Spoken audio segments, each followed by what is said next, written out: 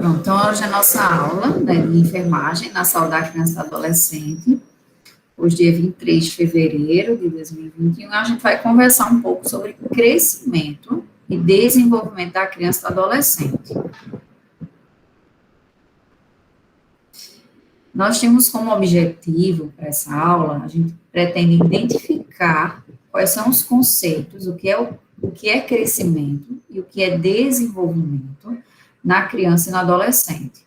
A gente vai descrever algumas características desse crescimento e desenvolvimento nesse público, né, nessa faixa etária infanto-juvenil, e vamos compreender quais são os principais cuidados de enfermagem ao assistir a criança e o adolescente.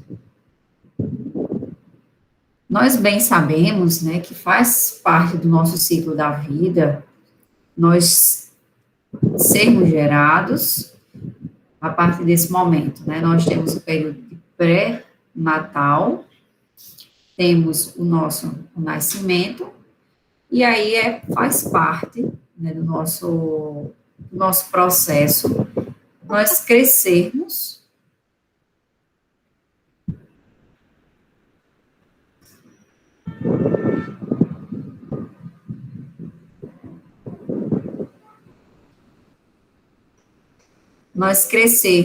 né, aumenta-se o nosso tamanho, desenvolvem-se, né, os nossos órgãos crescem, nós aumentamos também, ampliamos as nossas funções, o nosso conhecimento, as nossas habilidades, né, então faz parte desse ciclo da vida, essa mudança, né, e se assim, né, Deus nos permitir chegarmos à faixa etária de idoso, até que chega um momento, né, em que ocorre a morte.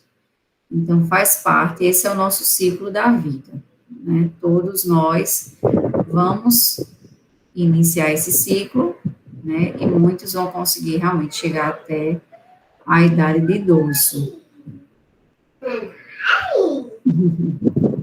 Tudo bom?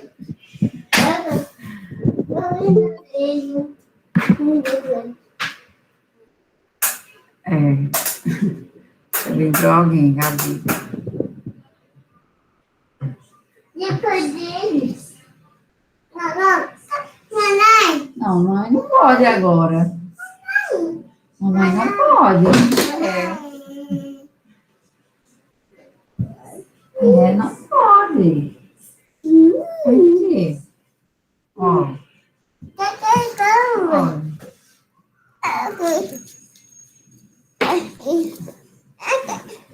A gente é home office.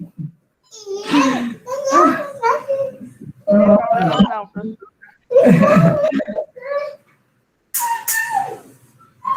Vou fechar aqui.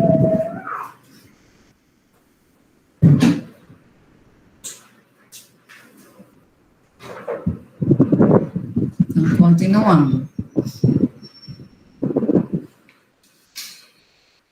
E aí, nesse processo, né, a gente até já conversou algumas coisas sobre o recém-nascido, né, várias coisas sobre o recém-nascido, e a gente viu quais são as características, né, do recém-nascido, quais são os cuidados, né, os cuidados imediatos, que são aqueles que são realizados na sala de parto, quais são os cuidados imediatos.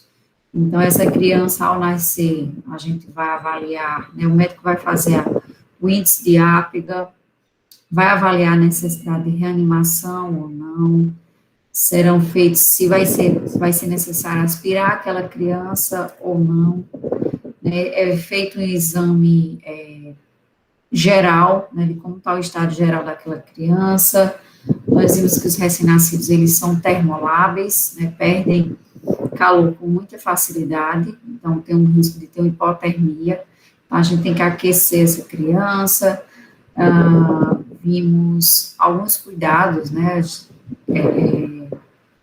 com relação à prevenção da oftalmia neonatal, cuidados com o coto umbilical, vimos, né, algumas questões relacionadas a pesar, medir essa criança, perímetro, né, cefálico, torácico, abdominal, Enfim, né, tivemos uma geral sobre a criança, imunização, e aí vai chegar um momento em que esse recém-nascido, ele vai chegar, né, chega aquela família, no primeiro momento, na grande maioria das vezes, no âmbito hospitalar,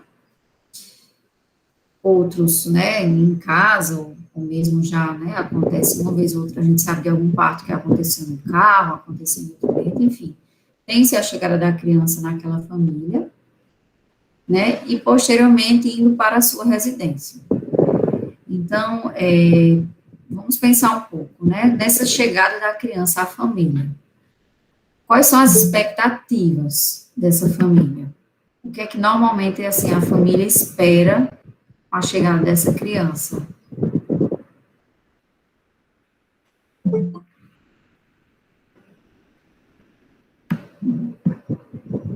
Geralmente, professora, a família está com grande expectativa, né? Para que seja, que dê tudo certo, para a criança não venha, não nasça com nenhuma patologia, para que alegre o ambiente, né? Que aquela criança traga alegria para casa. As expectativas geralmente são as melhores. Exato. Quem mais?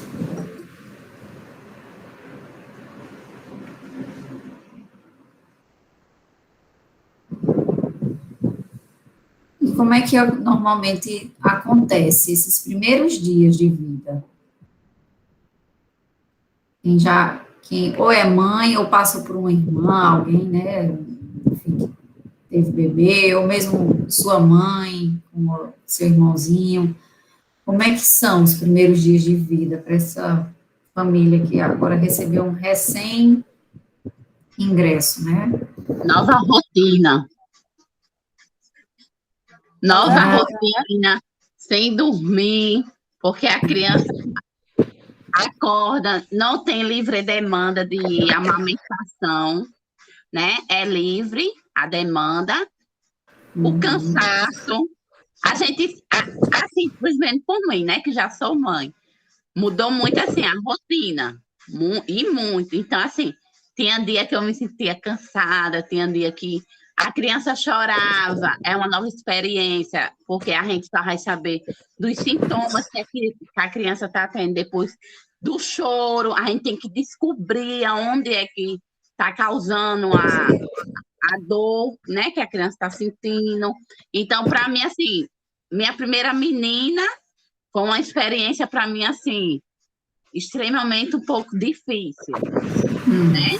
Eu esperava tudo isso que o Luiz falou, expectativa que não tivesse nenhum problema, que não tivesse nenhum sintomas, que não tivesse nada, que fosse aquela criancinha que só dormia à noite, mas não.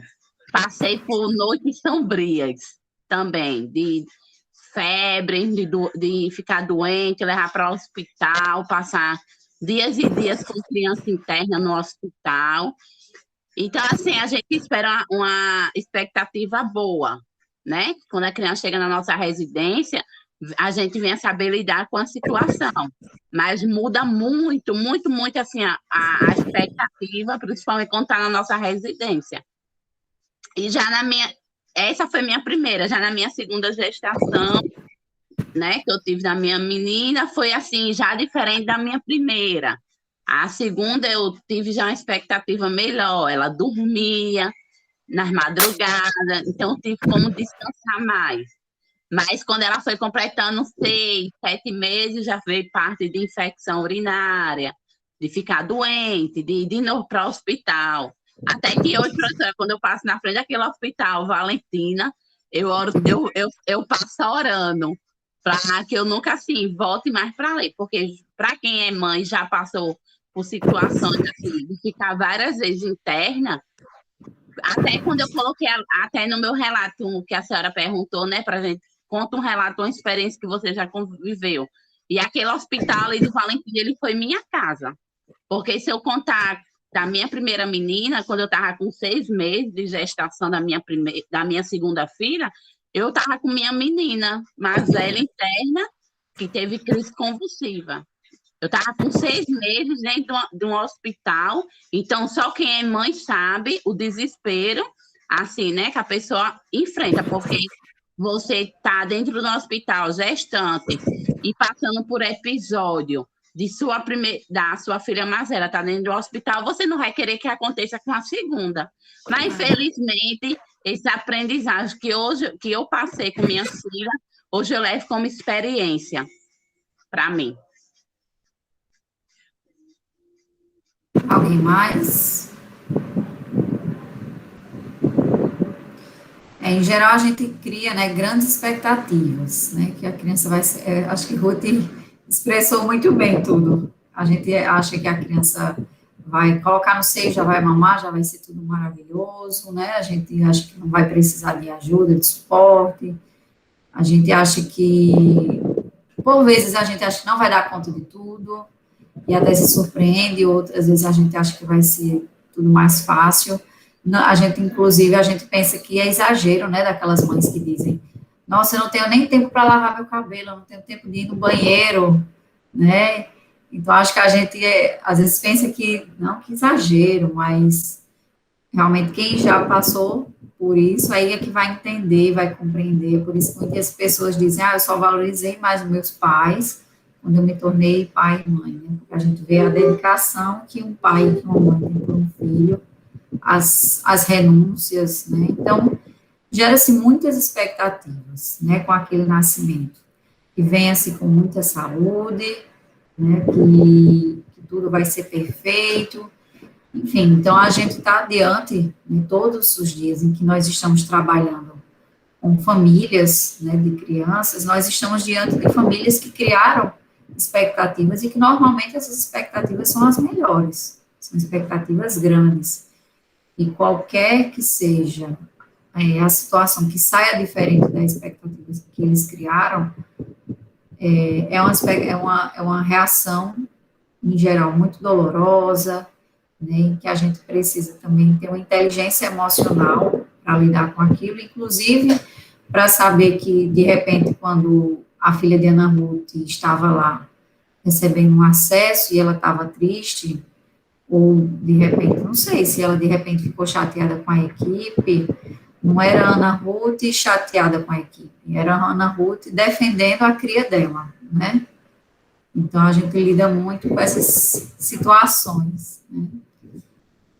E aí, nesses primeiros dias de vida, muda muito, né, a rotina, até a gente, às vezes, que é profissional de saúde, fica, até o que a gente sabia, a gente fica na prática, peraí, deixa eu ligar a teoria à prática, né, porque a gente sempre diz, quando é com outra pessoa, beleza, mas quando é com a gente, as coisas, né, quando é com o nosso filho, as coisas são diferentes, então, tipo, até eu que trabalhei no hospital, amigo da criança, que tinha treinamento de amamentação, mas quando é com você, você realmente fica numa situação que você precisa, às vezes, do suporte de outra pessoa, né, porque você está olhando para aquela situação, um panorama de paciente, de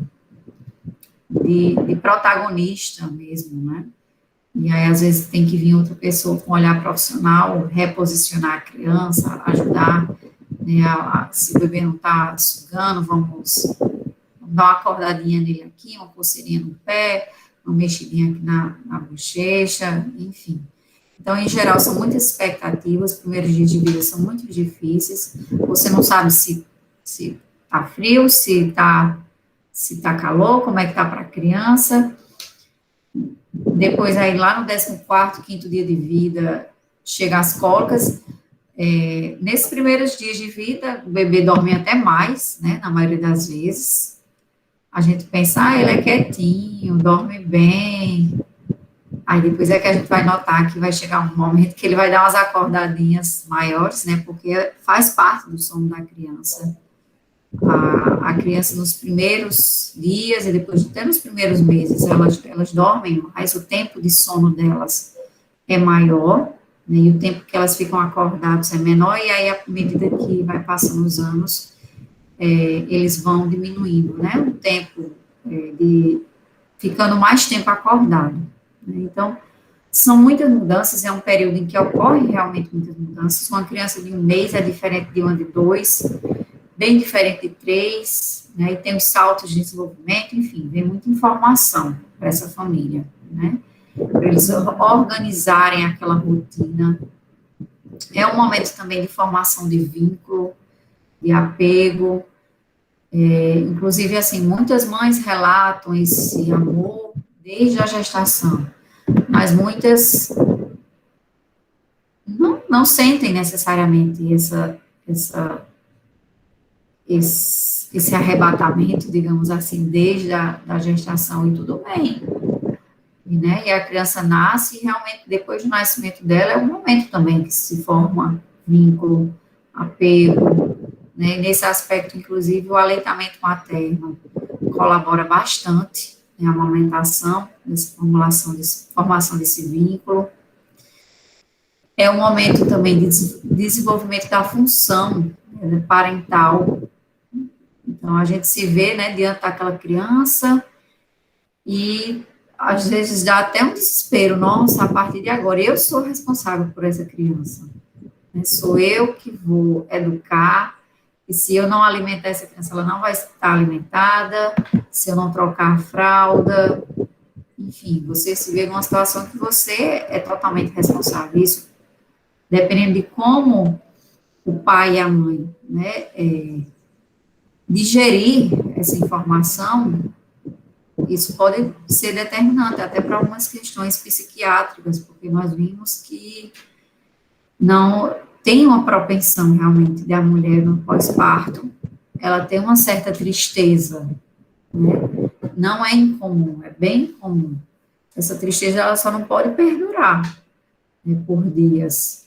E aí é onde a gente tem que ter um olhar atento para essa mulher, inclusive para saber se ela não está já num caso de uma depressão, né, pós-parto, porque a linha é bem tênue, né, entre uma tristeza, que é comum, para uma depressão, né?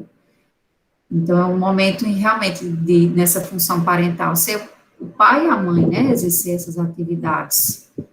E realmente não é o homem ajudar a mulher, realmente é os dois compartilharem atividades, né, de dar o banho, de trocar a fralda, de colocar para amamentar. Muitas vezes, esse pai levantar junto, né, com a mulher, às vezes a mulher está tão cansada que realmente, né, corre até o risco de, não sei, amamentando cair, enfim, e às vezes precisa esse homem também acordar junto, né, dividir essas responsabilidades, né, na participação paterna. E é um período, né, que existem muitas dificuldades que são comuns para essa fase, e a gente trabalhar nessa família, de que aquela família não se sinta culpada porque está com dificuldades, porque a rotina que você tinha já era bem estabelecida e agora as coisas estão totalmente diferentes. E tudo bem, né? E assim, é conversar com essa família, ver qual é a rede de apoio que ela tem, a rede de apoio que é possível. Eu sei que algumas famílias conseguem ter uma rede de apoio grande, bem participativa, e outras famílias não conseguem, né? Então, a gente tem um olhar atento para diferentes aspectos, né, da chegada da criança à família. A gente pensa que muitas vezes a gente não tem como intervir, isso não nos compete, né? Mas compete sim, porque isso é importante para o crescimento e para o desenvolvimento daquela criança. A sensação, eu acho que quando a gente tem um filho, é que, tipo assim, eu sou uma das grandes responsáveis, a maior, eu e o pai, né, pelo crescimento e desenvolvimento daquela criança, mas a gente também fica com a sensação de que a sociedade é responsável também. Então, por mais os seus atos, suas atitudes, você, de alguma forma, você influencia na vida das crianças. Então, você também é responsável por esse crescimento e desenvolvimento infantil de outras crianças.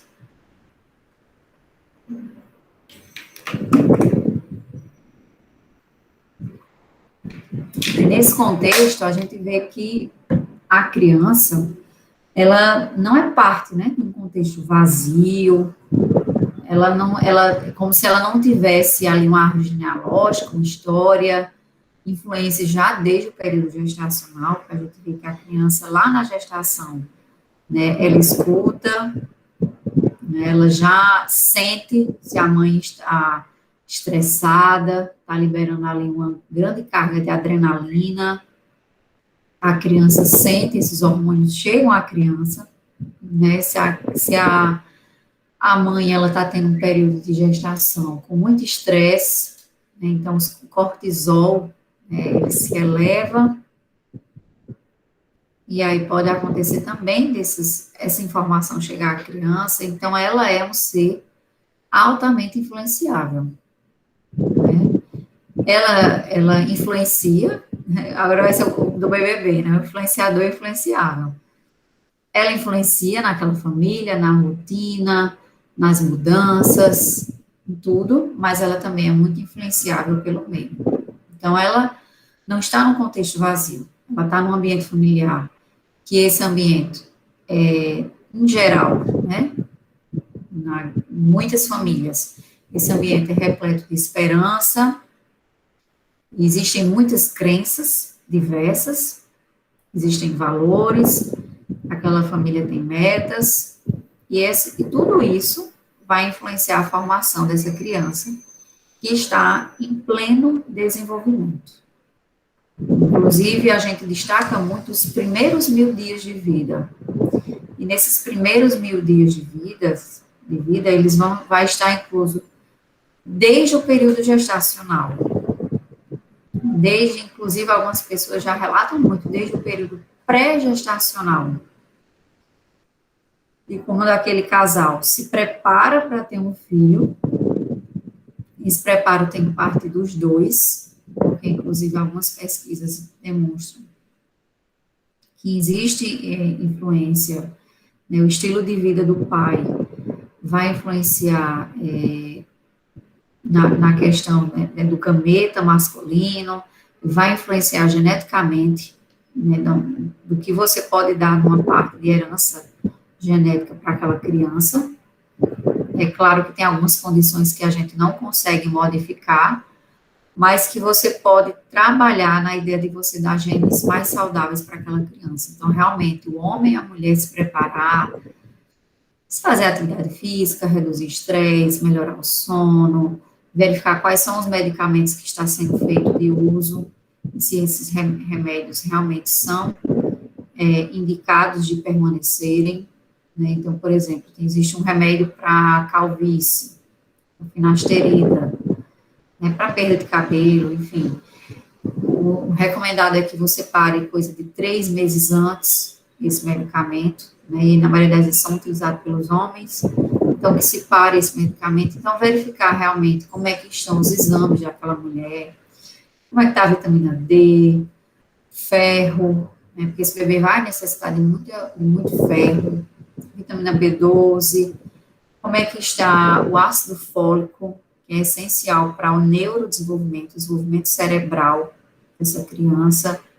Então, desde o período pré-gestacional, já que a gente já está ali, de alguma forma, influenciando essa formação dessa criança. E assim acontece durante todo o período gestacional, né, em que o gosto da comida que você sente,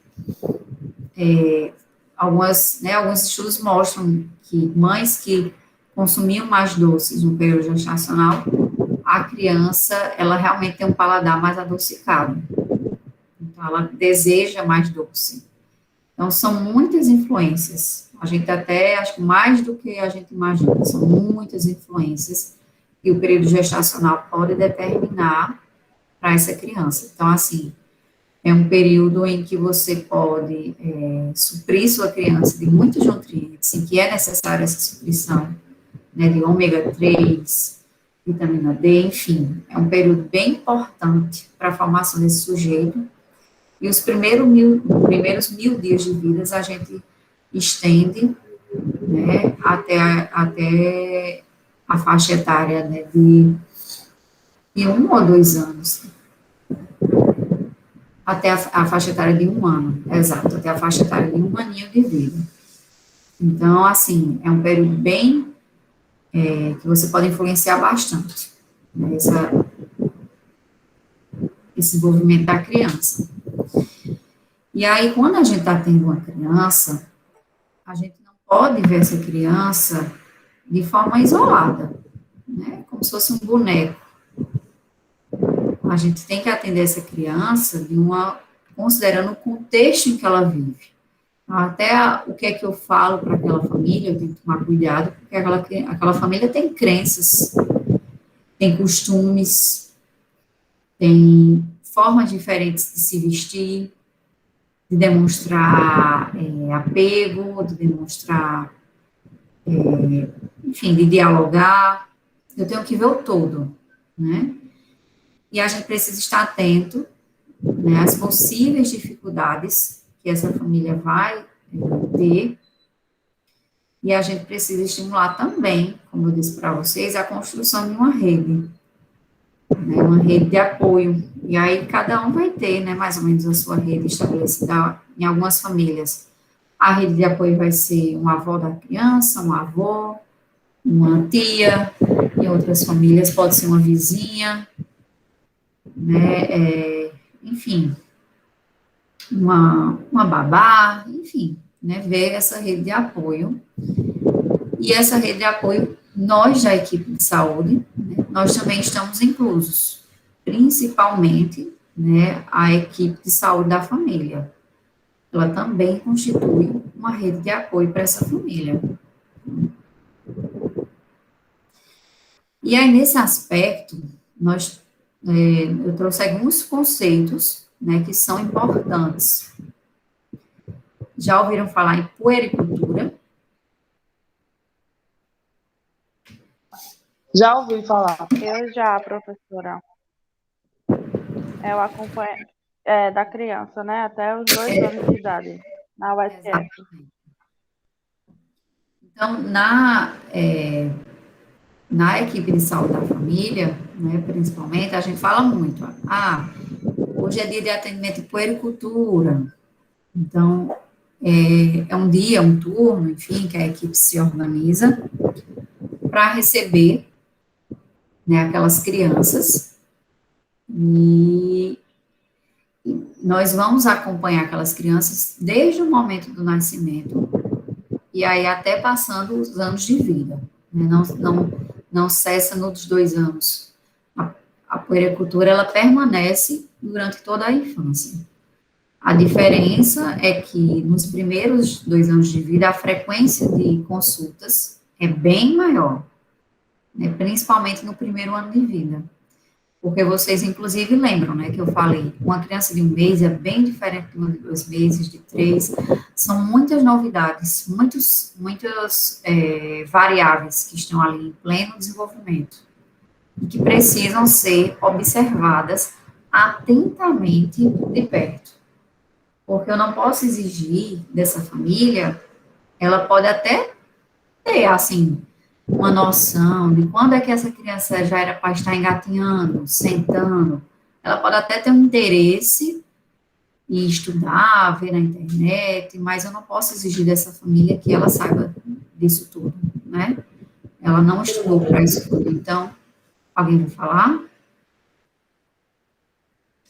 Então, realmente nesse período, né, de crescimento da criança, nesses primeiros anos de vida, em que o profissional de saúde ele tem que ficar extremamente atento para que, se tiver algum atraso, algo que esteja diferente, ou que aquela família, de repente, estava para desistir do aleitamento materno exclusivo, e aí a gente chega com orientação diferente, ou a mulher vai voltar a trabalhar, enfim, são muitas informações, muitas variáveis que estão em mudança.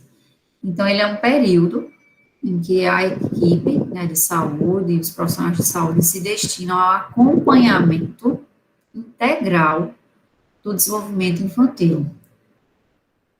Busca analisar o processo de crescimento, o desenvolvimento físico e motor, a linguagem, a afetividade e a aprendizagem cognitiva da criança. Então, assim, vocês imaginam o tanto de coisa que a gente observa, estuda, verifica, analisa naquela criança no período de puericultura, principalmente no primeiro aninho de vida. E aí, onde eu pergunto para vocês, o que para vocês é crescimento e o que é desenvolvimento da criança e do adolescente?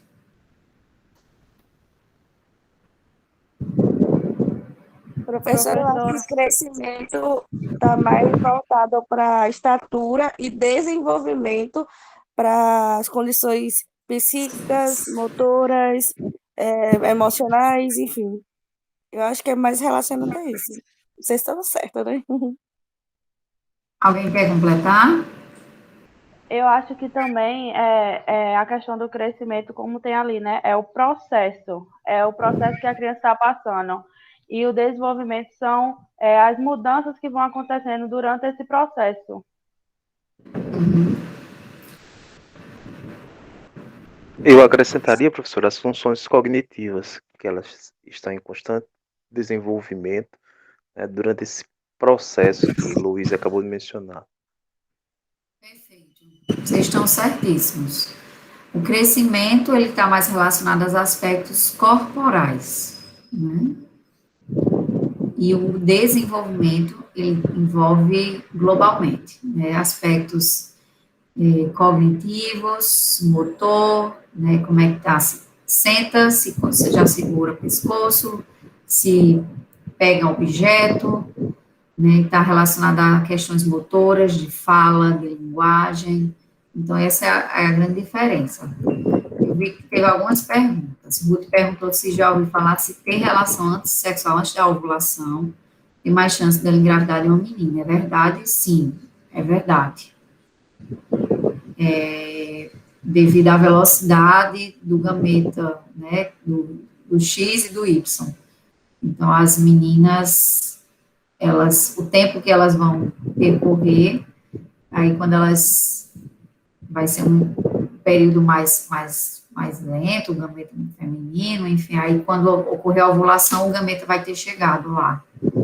E aí, se for realmente no período, a relação sexual no dia da ovulação, aumenta a chance de ser um menino. Que massa, professora, eu já ouvi falar, mas eu não tenho certeza não, né? Aí se eu vou falar com a professora que eu lembrei agora que uma pessoa tinha me dito, que massa, achei muito interessante. E se você parar para pensar, se você, assim, conversando às vezes mesmo com pessoas ao seu redor, de que, tinha dificuldade para engravidar, e por esse motivo, sempre fazia as tentativas no dia da ovulação. Você pode perceber que a maioria é menino. Aumenta a chance. Professora, uma dúvida também que eu também já ouvi falar, mas não tenho certeza, porque muitas coisas também é mito, né? E a gente acaba se pegando aí nos mitos e verdades da vida. É que se tomar, o homem, né, tomar bastante café, a probabilidade de ser menino é maior. Por causa da cafeína e tudo mais. Enfim, aí não sei se é verdade. Eu também não sei se é verdade. Esse não sei. Porque, tipo assim, a alimentação... Meu marido tomou tanto café que eu tive 2 meninas. Eu já ouvi falar que a alimentação influencia muito, né? Agora eu não sei se realmente é ou se, tipo... eu já ouvi falar também de alguns alimentos que influenciam para ser menina ou para ser menina. É como se mudasse, talvez, não sei, a acidez, né? Questão do esperma, do pH. Eu acho que sim, professora. Pode ter, sim, algumas Um dia que eu engravidar, eu sou louca para ser mãe de menina. Eu acho que eu vou adotar essa tática aí de ser antes da ovulação e alguma coisa. Siga também, então, a tabela chinesa. Já ouviu falar da tabela chinesa? Acredito não, professora. Fazer de tudo para ser uma menina. Porque no negócio da China, eu acompanhei minha gestação. Aí eu estava ansiosa para saber o sexo. Estava dizendo que eu ia ter menino. Nas minhas 2 gestações, era menino. Eu descobri que era tudo menina. Agora tem, professora, eu estava assistindo um vídeo de uma professora ensinando as técnicas para você ter relações sexuais com seu parceiro. Principalmente a pessoa que está tentando um menino. Diz que o melhor é quando a mulher namora em cima do marido, que faz que o esperma suba bem rápido, com as técnicas, foi o que eu assisti no vídeo. Aí, ou então, quando a mulher ela quer ter uma menina, ela fica na posição, eu vou falar, de 4 e espera 1 minuto, um pouco a mais, não se levanta para poder... Porque o esperma não cai, quando uma mulher se levanta, não cai. Aí fica um pouquinho na posição que o esperma vai dar uma direção bem... É um vídeo bem explicativo, eu gostei. Bem assim, e faz que a mulher venha ter uma gravidez de menina. Tem algumas, fala também, eu já li algumas coisas sobre as probabilidades relacionadas ao ato sexual. Agora eu vou dizer uma coisa, a tabela acerta muito, viu? Professora. Não acertou não, professora. Não, tem uns casos, às vezes pode ser, às vezes a mulher tem dúvida de qual foi o mês realmente que ela gerou, né, a criança. Mas eu sei que tem muitos casos que ela acerta, viu? Aí Professora, deixa eu tirar só uma dúvida. Essa tabela chinesa, né, professora? É de mim a tabela mesmo. chinesa. Deixa Eu já quero saber. Deixa eu tirar uma dúvida de mim. É minha privacidade. É normal a mulher menstruar 2 vezes ao mês, mesmo tomando anticoncepcional? Não, não é normal. É porque aconteceu comigo, ó, eu fiquei menstruada dia 3 ao dia 6 de fevereiro, agora. Aí, quando foi agora dia 18, dia 17, eu fiquei de novo menstruada. Aí, então, minha menstruação acabou ontem. Eu fiquei só 3 dias. Mas eu estava tomando meu anticoncepcional. Eu tenho medo, professora, porque eu engravidei da minha segunda filha, eu amamentava a minha primeira, e eu estava tomando aquele anticoncepcional para quem amamenta. Aí, eu fiquei menstruando normal na minha gestação. Então, eu não desconfiei que eu estava gestante. E quando eu vim descobrir, eu já estava com quase 5 meses de gestação da minha segunda menina. Eu até pensava que eu estava com cisto no ovário, mas não era. Quando eu fui fazer a ultrassom com minha irmã, aí eu disse logo ao médico, vai, doutor, diga logo o que é que eu tenho, qual é a doença, para mim se preparar. Aí ele disse, não, doença você não tem nada, você está gestante e é uma menina. Foi logo me dizendo o sexo. Até minha irmã ficou impressionada também, porque eu estava tomando o Selene, né, que é para amamentação. Aí a médica... A enfermeira daqui do meu PSF, ela disse que isso é raro acontecer. De uma mulher engravidar tomando anticoncepcional. E eu tô com medo, porque minha menstruação veio parecendo igual da minha segunda gestação. Veio assim, 2 vezes. E quando foi no final, eu descobri que estava gestante. Mas eu não quero, não. Quer não, professora? De todo jeito você tem que se avaliar, Ana Ruth, ser avaliado por um médico, porque seu ciclo só foi 14 dias, então tá muito pequeno, deve estar avaliado, endometriose, alguma coisa, dá uma avaliada, precisa. Pode falar, Yala. Parabéns, Ana Ruth. Muito bom, tá o Brasil para frente. Deixa eu dizer uma coisa, professora. Qual método foi adotado aí por mim, eu não sei. Acho que foi na sorte, porque eu fui assim, menino, menina, menino, menina, era intercalado. Se foi tabelinha chinesa, se eu fiquei por cima, se eu fiquei por baixo, se eu fiquei de 4, eu não sei. Eu só sei que foi tudo intercaladozinho direitinho, sabe? Aí, Ana Ruth, parabéns para você. Lembre-se da posição, aí você vai saber se é menino ou menina. Foi é grave. Também tem se a ejaculação é primeiro a mulher, o homem, né? Qual foi o primeiro também também influencia, enfim, fala assim, algumas coisas relacionadas a isso. Perguntem aí o segredo da aula, porque a aula é quem definiu aí a ordem. Professora, eu não sei o segredo, eu não sei, eu só sei que foi assim, intercalado, bem direitinho, né? Depois você olha a sua tabela. Não, mas mulher faz tanto tempo, 33 anos, 22 anos, eu vou lá lembrar de tabela, professora. Mas consegue ver mais ou menos. Mas é mais difícil de se lembrar. É, Vanessa, é, você já olhou essa tabela chinesa? Olhei não, eu nem sabia dessa tabela chinesa, eu tô sabendo agora. Que aula boa, porque muita coisa aí eu já não estava sabendo. No meu caso também, a tabela mostrava um menino. Para Muitos começo de casos. história, eu fiquei grávida, mas eu estava ciente que eu estava fazendo um tratamento de um cisto que eu não poderia engravidar nem tão cedo. Eu comecei o tratamento em outubro, encerrei o tratamento, tive o retorno, aí continuei um tratamento diferente, sem ser para o cisto, e no mês seguinte eu descobri que estava grávida. Foi um pouco estranho, mas aí a médica disse que a gravidez fez com que o cisto eles se desmanchassem em folículos.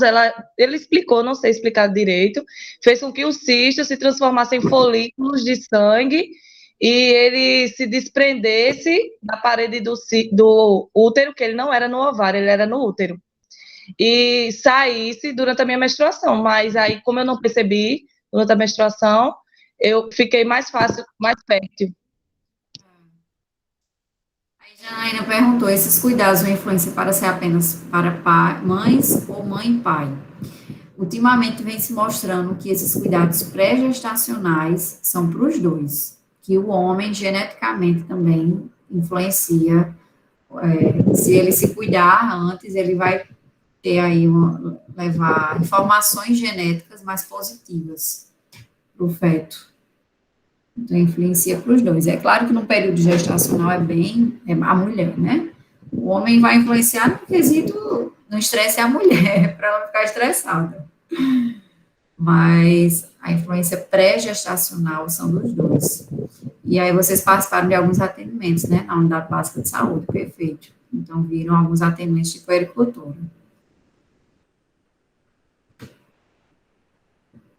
Então, justamente como vocês falaram, o crescimento está muito relacionado ao aumento físico do corpo, né? Então, eu ver o bebezinho com 1 mês de vida, eu ver ele com 3, com 4, com 5, eu já vejo uma grande diferença. Houve o aumento físico do corpo, né? E aí, como um todo, né? Ele aumentou como um todo, ou de suas partes. Podendo a gente, então, medir o crescimento por meio de centímetros ou em gramas, né? Então, ele traduz um aumento do tamanho das células ou de seu número. E o desenvolvimento é um outro processo. Ele vê a aquisição de funções, né? A gente vai aumentando as nossas funções, as nossas habilidades, e aí vai desenvolvendo funções cada vez mais complexas. E é atingido através do crescimento, da maturação e do aprendizado. Então, os dois, eles vão ter muitas influências, né? Influencia a alimentação daquela criança, por exemplo. Influencia tanto no crescimento dela, quanto no desenvolvimento. Se ela está com ferro baixo, ela necessita suplementar ferro, né?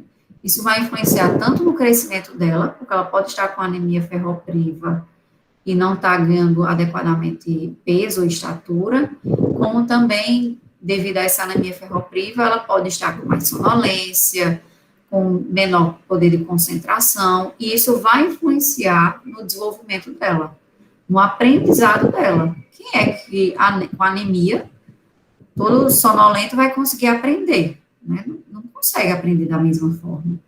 Então, assim, é um mundo de possibilidades que você pode ofertar para essa criança, para ela atingir, né, bons marcos de crescimento e desenvolvimento. Ô, professora, eu atendo gestante, sabe? Na minha área, eu atendo gestante. Aí eu estou com uma gestante e a bebezinha dela está com 11 meses. Ela já Volta o slide, por favor, professora. Pode falar, ela. A bebezinha dela está com 11 meses e ela já está grávida de 4 meses. A menina, eu trabalho, tanto atendo a gestão, a mãe, como está tendo a criança. A criança, ela vive com sono, a bebezinha de 11 meses. E eu já orientei a mãe, porque ela é flanelinha e é catadora de reciclagem, sabe? Aí eu já orientei a mãe, para ver se ela está fazendo o pré-natal, ela não está fazendo. Devido à deficiência, à fragilidade do serviço público, né, lá do PSF, do ESF da área dela. E também ela nem liga, sabe? Professora, é aquela coisa, engravidou, não tá nem aí, daqui a pouco o bebê nasce, e a bebezinha com muito sono. Toda vez que eu chego para atender a criança está sonolenta. Eu cheguei a cogitar a questão de drogas, de estarem dando droga à criança, porque a gente tem que ter essa visão, entendeu? Aí depois eu vi que eles não são usuários de droga, os pais não são. Aí eu questionei ela, ela disse, doutora, ela está dormindo desse jeito porque ela é burra. Aí eu disse, não, mulher, ela deve ter algum problema, mas, professora, é difícil a gente trabalhar com extrema pobreza, principalmente a gente, eu estou dizendo aqui para o pessoal, porque é experiência própria, eu não atuo como na área da enfermagem, mas eu atuo num programa que é paralelo. Mas é difícil você trabalhar com as pessoas, essas pessoas que têm o difícil acesso ao serviço público, que são leigas, né? Que não têm informação para elas aderirem ao serviço, procurar, é muito complicado, viu? E eu acredito que essa menina, eu já levei numa reunião que eu de trabalho na sexta-feira, eu já levei o caso dessa menina ao CRAS, ao conhecimento do CRAS, levei todo o relatório, e a menina não avançou em nada, desde que eu peguei ela com 5 meses para começar a trabalhar, os 4 desenvolvimentos da criança, e a menina não avançou em nada. E a senhora agora falando isso aí, eu me lembrei da questão da anemia. A senhora agora falou uma coisa boa, e eu vou começar a observar, sabe?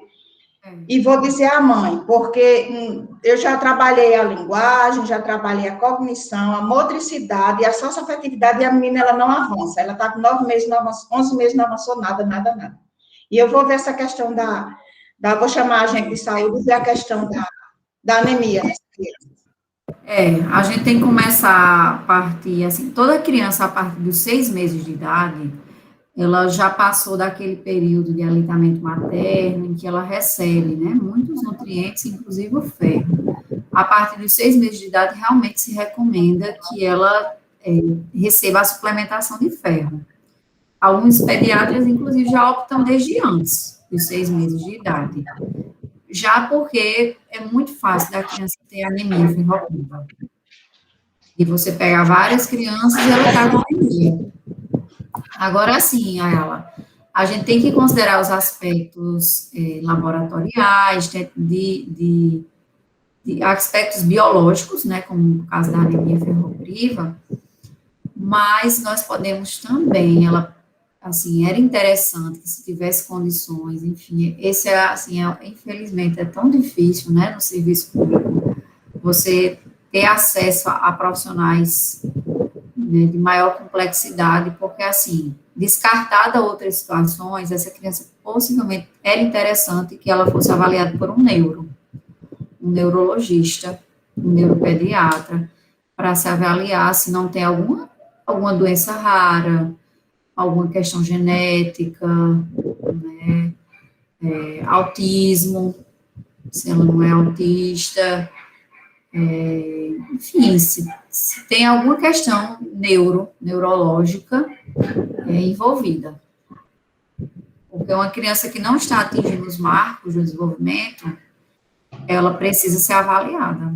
Professora, eu acredito que o autismo não, porque eu tenho 1 ano e 7 meses, já tenho um grau de autismo, só não foi dado o laudo completo ainda, por conta que não se dá, até 6 anos, 7 anos não se dá, né?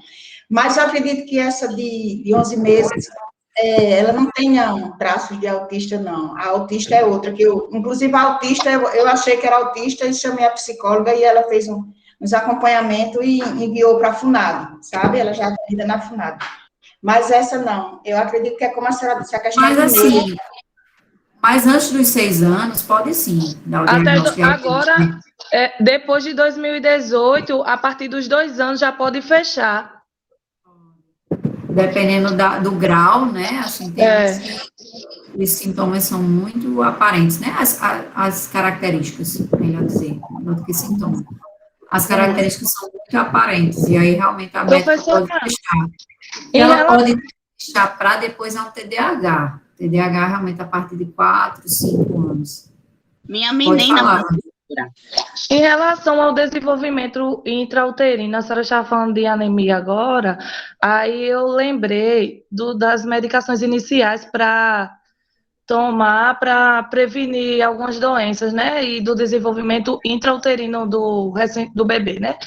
Aí, no caso, o ácido fólico, no caso, eu estava tomando tanto o ácido fólico como o remédio de anemia, que eu esqueci agora o nome. Aí, eu estava enjoando muito, vomitando, e não estava tomando por alguns dias.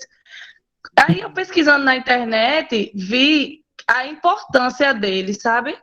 Eu vi que o de anemia é para o desenvolvimento de órgãos vitais, como o fígado, os rins. O ácido fólico é tão importante que, se pudesse ser suplementado antes da gestação, eu fiquei impressionada, me culpei uns 2 dias, porque eu fiquei alguns dias sem tomar. E é para o desenvolvimento neurológico, né, o ácido fólico. Neurológico, e o ideal é começar realmente antes e tomar o metilfolato, né, que é uma forma mais ativa do ácido fólico. Para anemia é o sulfato ferroso, né, professora? É, o sulfato ferroso, exatamente. Professora, eu não sei se é verdade, mas eu já ouvi falar também que o ácido fólico lá nos Estados Unidos as meninas começam a tomar de criança. Criança tomando ácido fólico? Sim, a tomar ácido fólico eu já ouvi falar também, não sei se é verdade, né? Eu não tenho vivência, não, assim, com crianças tomando ácido fólico. Realmente a gente indica e sugere, né, pelo menos o Ministério da Saúde sugere para as gestantes. E eu estendo a recomendação, na verdade, desde o período pré-gestacional, quando já está no planejamento para a gestação. O ideal era assim, você vai engravidar. 4 meses antes você já começar a se organizar todinho. E às vezes o se organizar não significa só você fazer uns exames para ver se está anemia e pronto, não. É você realmente suplementar ferro, suplementar vitamina D, suplementar o metilfolato, você deixar ficar bem nutrida mesmo, digamos assim, porque quando você engravidar, seu bebê vai necessitar muito, ele vai sugar de você, e você tem que ter nutrientes para você e para ele, né? Alguém ia falar. Quem era? Eu, professora. Era tu, Luiz? Então falem. Não, pode falar, Ana Ruth, já está na vez faz tempo. A respeito de sulfato ferroso e ácido fólico. Como eu descobri minha primeira gestação, eu descobri rápido, assim, né, que estava gestante, porque realmente foi algo que eu desejei. E já na minha segunda gestação, como eu não sou de comer feijão, só comer arroz, macarrão, mas eu acrescento verduras para substituir o feijão. Certo. Aí eu tive que tomar. Da minha primeira gestação e minha segunda gestação, na minha primeira eu tive aquela doença que chama hiperemise, que fica enjoando do início da gestação ao final.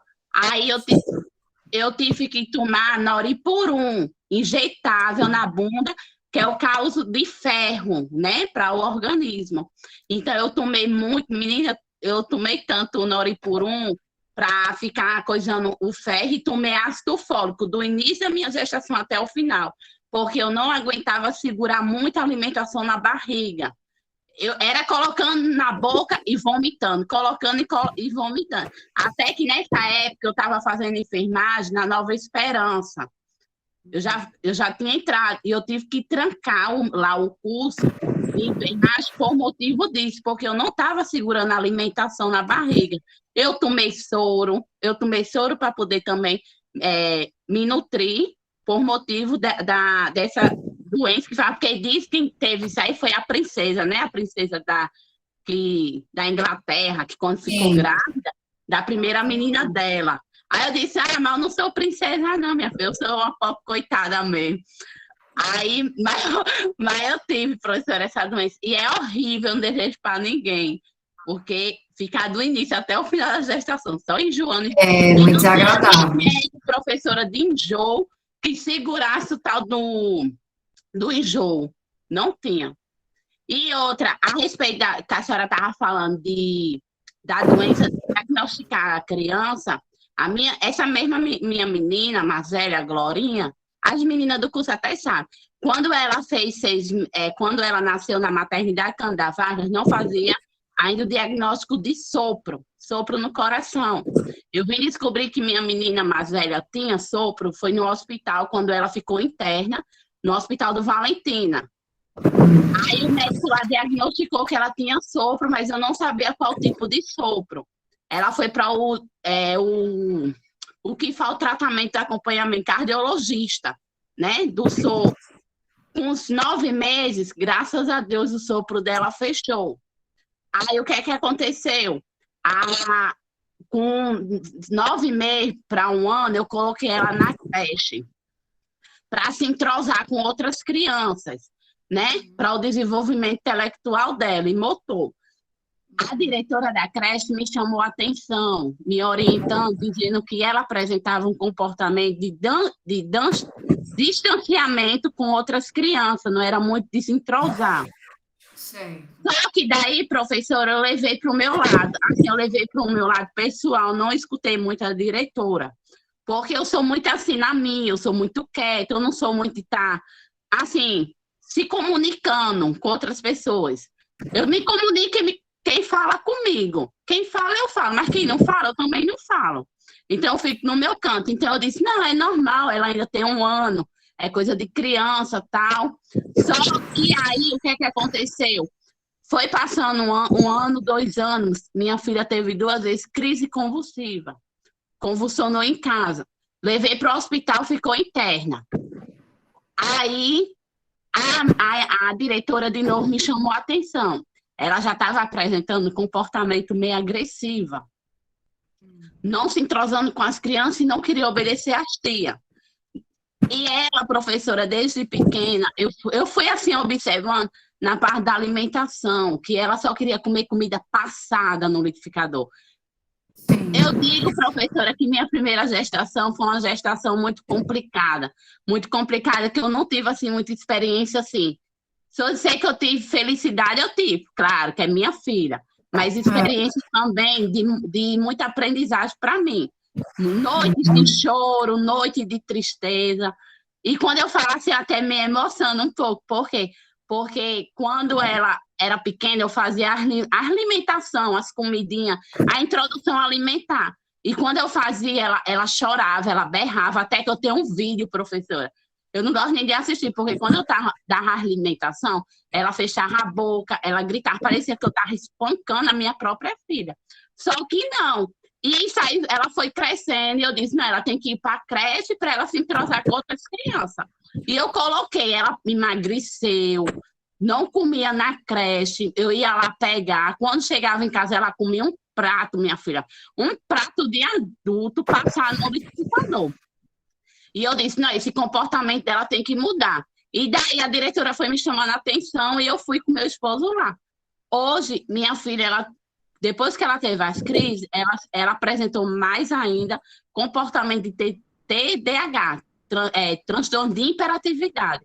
E hoje ela eu levo ela para os acompanhamentos, ela faz acompanhamento com a psicóloga lá na Unip. É fácil? É não, porque quando você fala, hoje o preconceito da sociedade é muito grande. Quando você fala que uma criança tem algum tipo de transtorno, já acha que é um doido. Mas não é assim. E outra, a experiência que a gente vive, que a gente tem como mãe, serve para outras também que futuramente serão mães. E eu levo comigo essa experiência. Onde eu chego, o povo pergunta, minha filha, ela é uma Glorinha, ela é uma mente, ela é tão inteligente, a senhora vê, professora, mas o defeito é porque ela não se concentra, ela brinca aqui, daqui a pouco não quer, já quer outra coisa. Brinca aqui, então a pessoa tem que ter muita paciência com o tipo de criança que tem transtorno de TDAH, porque não é fácil não, viu? É um pouco complicadinho, porque é aperreando, quer isso, quer aquilo, não quer mais, catuca aqui, catuca. E quando eu saio com ela, vai para casa do povo, é que ela mexe mesmo. Aí o povo acha, eu já escutei, professora, gente que fala assim, meu Deus, falta de educação. Ô menina que não tem educação, mas não sabe, né? A luta que a pessoa vive para poder controlar o instinto da criança. Isso é minha experiência. Obrigada, Ana Ruth, por ter compartilhado. Realmente, eu tenho certeza que não é fácil, é muito difícil, e as pessoas realmente sempre querem ter um pitaco, né? Sempre querem opinar alguma coisa e julgar. Não é simples, não. É difícil mesmo. Acho que tinha outra pessoa, né, era que ia falar, não sei se era a Luísa. Pode falar, Eu fiquei com a dúvida quando eu falei, né, de relação da puericultura. Já passou, mas é porque retomou agora na mente. Eu falei, né, até 2 anos. Mas aí a senhora falou que é durante todo o crescimento, né? Acompanha toda a criança. infância. Toda a infância. Aí eu queria saber, fica a critério das unidades básicas essa questão ou Não, isso é varia? Porque aqui, na unidade básica aqui do bairro, eu acompanho, eles têm um grupo no WhatsApp e tal, aí marca puericultura. Aí eu vejo muitas mães perguntando, até que idade, até que idade? Não, a puericultura só até 2 anos. Aí eu queria saber, assim... É o seguinte, eu vou mostrar para vocês o que o Ministério da Saúde considera como um calendário de consultas. E realmente, até os 2 anos, elas são bem mais frequentes. No primeiro ano, é quase todo mês. Mês sim, mês não, é 2, 4, 6, 9, aí 12, 15. Aí, realmente, a partir de 1 aninho, até os 2 anos, eu acho que isso vai ser o 15, 18 e 24 meses. E depois, a recomendação é que seja uma vez por ano, e próximo, de preferência, próximo à data do aniversário. Acho que é uma forma mais fácil, né, de decorar, que foi feita há 1 ano a consulta. Ali ainda é puericultura. Agora, as pessoas acabam realmente só visualizando aquele agendamento, tudo, para aqueles 2 primeiros anos. Mas... ou porque a família, ou porque não sei, ou porque não estimulam a família das crianças maiorzinhas a irem, ou as famílias por outras atividades não vão, ou deixam para ir só atrás do serviço de saúde quando a criança está doente. Mas a recomendação do Ministério da Saúde é que anualmente a criança vá ser avaliada pela equipe de saúde da família. E aí, ali ainda é puericultura.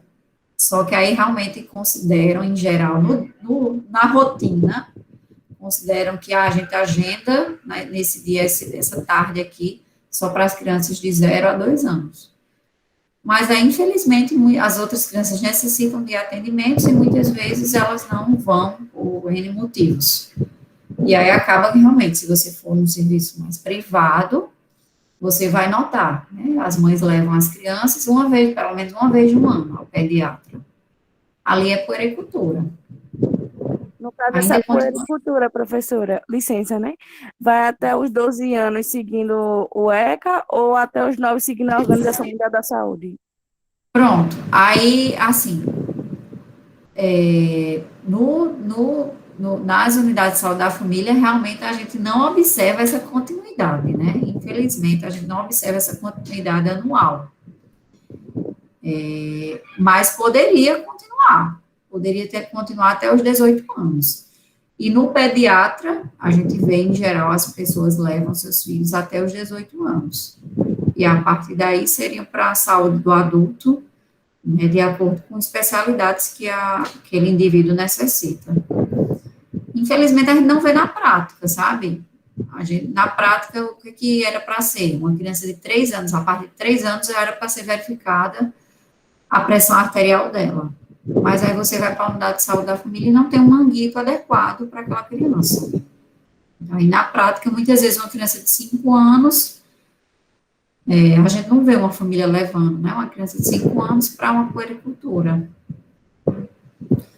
Outras vezes a equipe vai ter acesso, quando o irmãozinho nasce, aí leva aquela outra criança, ou quando aquela criança vai ser imunizada, enfim, acaba, infelizmente, caindo na ideia de que quando está doente, procura um serviço de saúde, mas não deveria, né? O serviço de prevenção e promoção da saúde deveria ser anualmente a criança ir para a unidade de saúde da família para passar por uma consulta.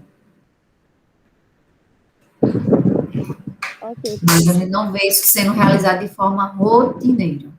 Acho que essa é a diferença. Pode falar. Quem foi que abriu o microfone? Ok mesmo, professora. Pronto. Então, aí, segundo o ECA, né, que é o Estatuto da Criança e do Adolescente, lá no ECA, acho que a Ayala deve conhecer muito bem, né, que ela é assistente social. Então, o ECA, ele vai trazer os direitos, né, das crianças, os deveres, né, da família, do Estado, né, com relação à criança. Então, é um estatuto realmente para proteção da criança e do adolescente. Né? Professora, Pode falar. não só o ECA, mas também está na Constituição. A Constituição, ela diz que quem primeiro é tudo por uma sequência. É dever da família, primeiro, cuidar da criança e do adolescente. Então, a gente não pode transferir essa responsabilidade para o Estado, a não ser quando a família falha mesmo assim, está fragilizada. Mas a Constituição, ela é muito clara quando ela diz, é dever da família, ela enumera, é dever da comunidade, da sociedade e do Estado, cuidar e zelar das suas crianças e seus adolescentes. Todo adolescente tem direito à saúde, à educação, à habitação, tudo isso aí no papel é muito bonito. Mas a gente não pode esquecer, eu não gosto dessa frase, o menino cometeu um ato infracional adolescente, que ele não é condenado, ele não é ladrão, a gente não usa isso. O adolescente, ele cometeu um ato infracionário, a culpa é do Estado, a culpa é do prefeito, não. Gente, não existe culpados aí, o que é que existe? É meio que contraditório, mas existe uma falha no ambiente familiar, aquele sujeito, ele é uma frase que está muito batida, mas a gente tem que usar, ele é vítima de um sistema, ele está inserido nesse sistema. A psicologia, né, que eu falo porque aí meu TCC foi adolescente, né, conflito com a lei, e a psicologia diz que o adolescente, ele é um sujeito em transformação.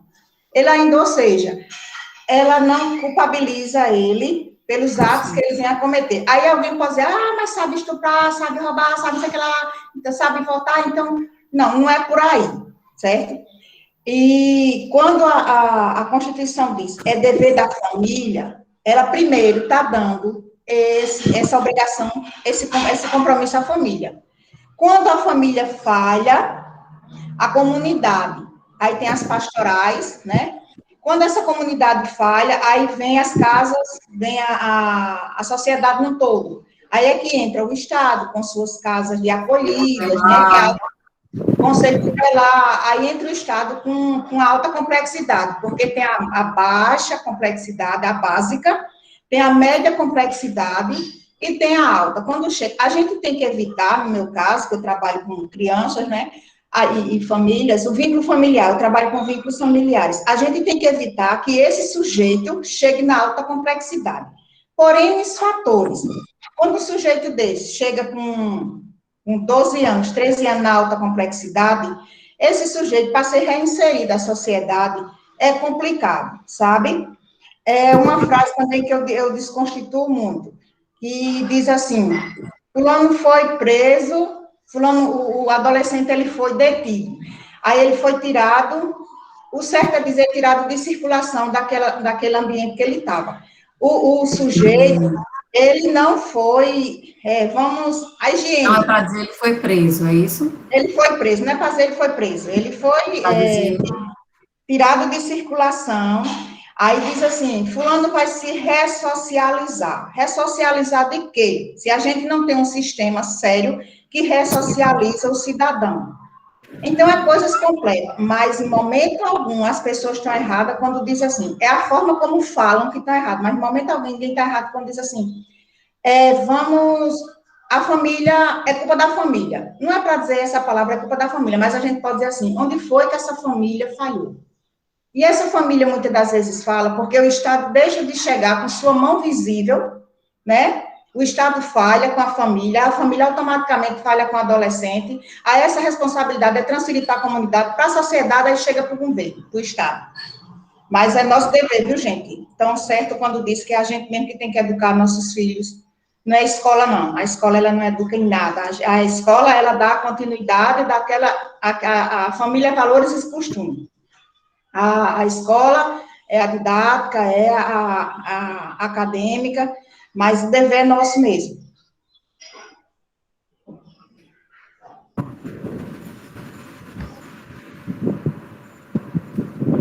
Então, o ECA, ele estabelece que criança, a faixa etária de criança é de 0 a 12 anos, e adolescente seria a faixa etária de 12 a 18 anos. Isso. E já a Organização Mundial de Saúde, ela faz uma outra classificação.